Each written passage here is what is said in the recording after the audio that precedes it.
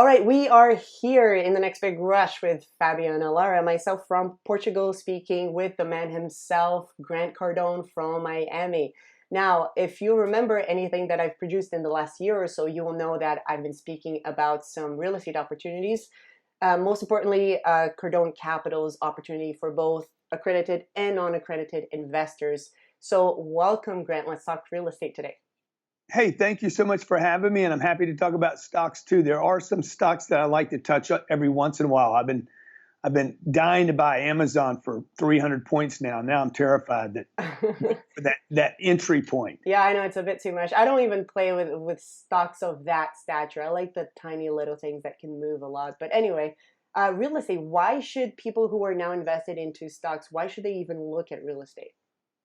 Well, I'm a coward, so I'm just a coward when I work so hard for my money, and I've never done well in stocks because I either I buy the falling knife and I'm like, okay, I got to buy it now. I bought Twitter when it was like got cracked so hard. I'm like, there's no way it goes lower. I bought Lehman at $1. It went to zero.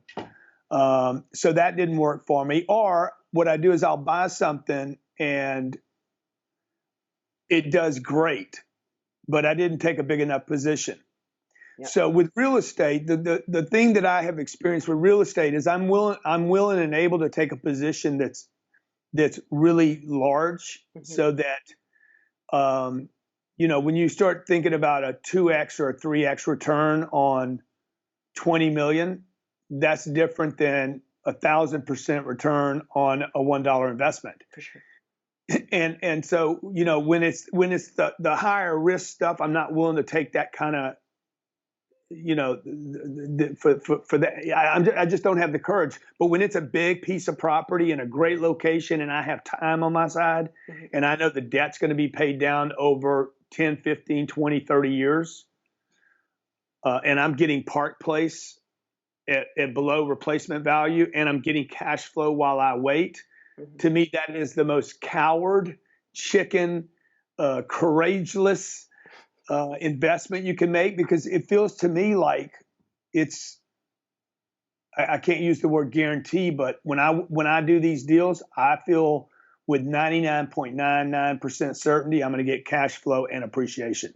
Cool. Can you tell us a little bit more about the deals that you have right now for both accredited and non-accredited investors? I mean, I'm thinking about, okay, talk to us about the breakdown of the cash flow. When you get, say, 100K cash flow from the business itself, let's call it like that, how much of that actually gets to the investor?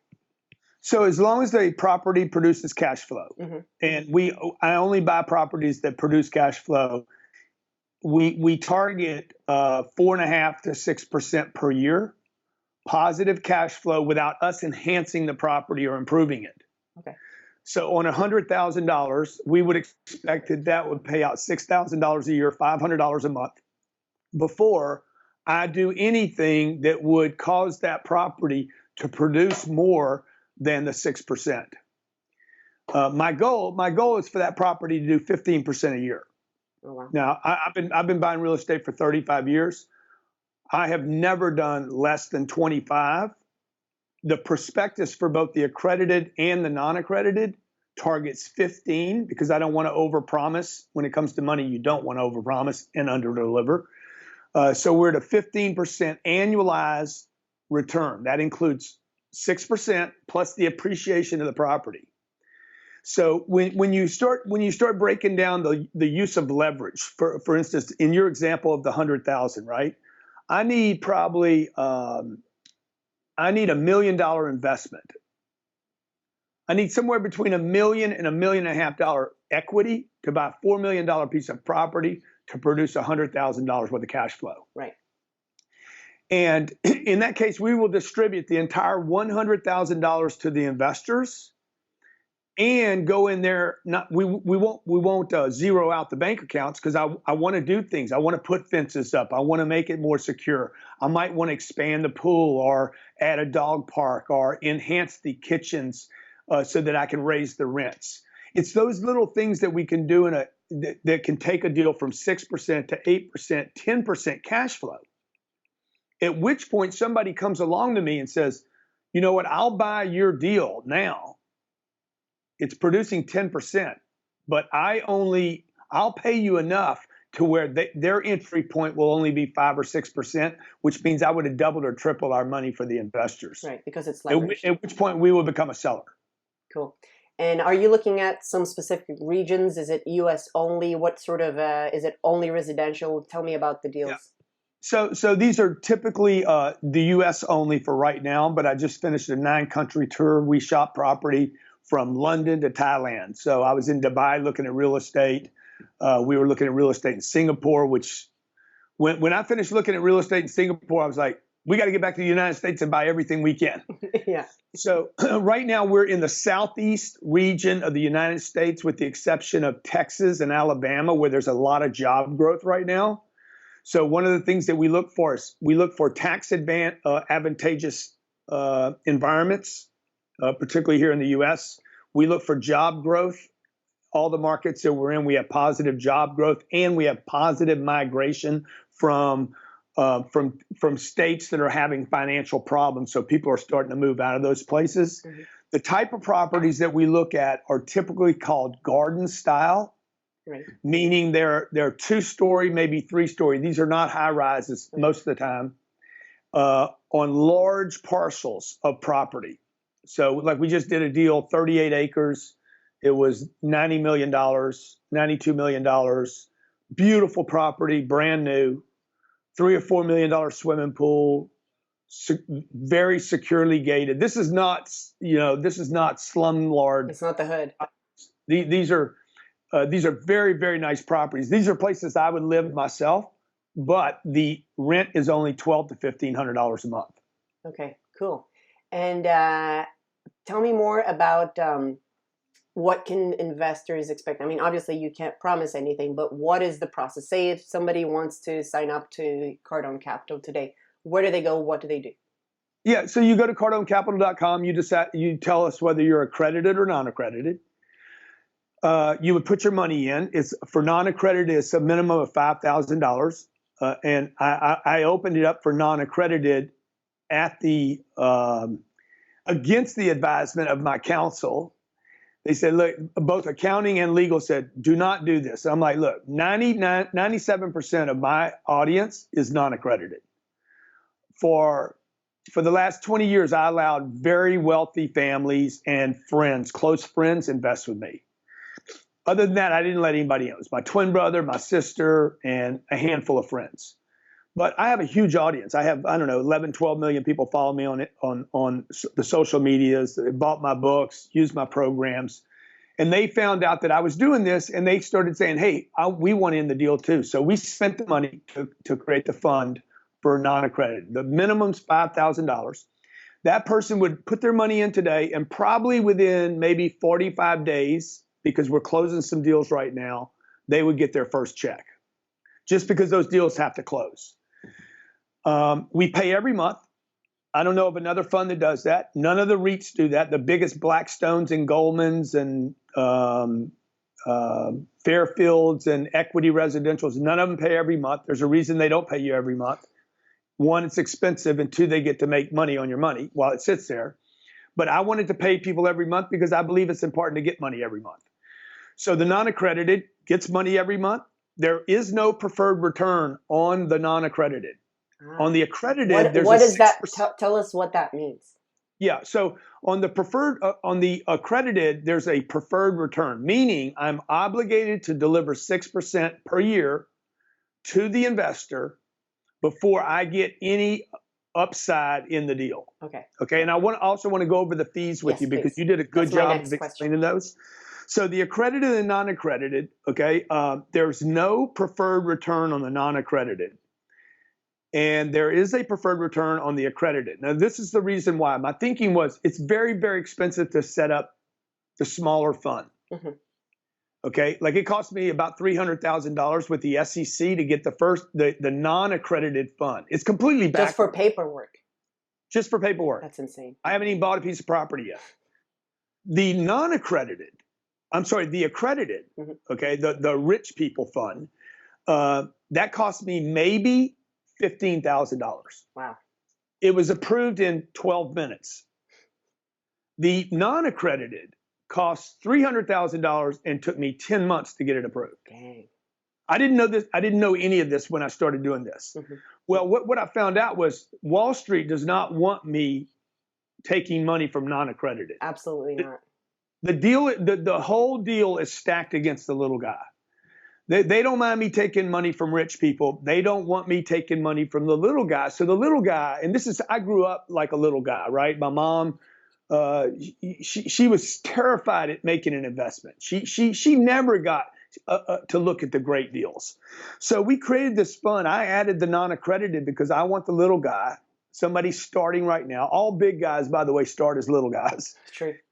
All accredited investors were non-accredited at one point. Okay. Now, the reason I don't pay the 6% preferred is because these two people, the accredited and non-accredited, let's say mom and dad or whatever, it could be a mom and a dad, one's accredited and one's not.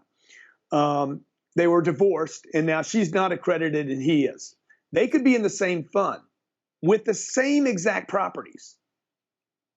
However, I pay out the accredited, I'm forced to pay out the non-accredited. So as long as I'm hitting 6% on the accredited, that non-accredited is gonna follow with them identically. I'm just not obligated to do that. Okay.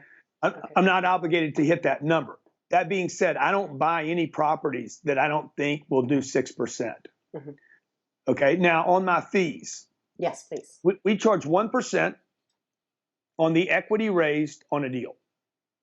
Oh, okay. So, okay, now that's less than what the market does. So the equity on a deal is, let's say I'm doing a deal it's a $50 million deal right now. I'll put $15 million down of my money before I ever raise a penny. This is the other thing that is different from other funds. You're actually investing in the deal heavily. I'm buying the deal with my money. I close the deal with my money. I close the deal with my credit. Then I open it up to the market and say, hey, would you like to invest? I get it. There is a possibility that nobody invests in my deal, which means I'm stuck with the deal.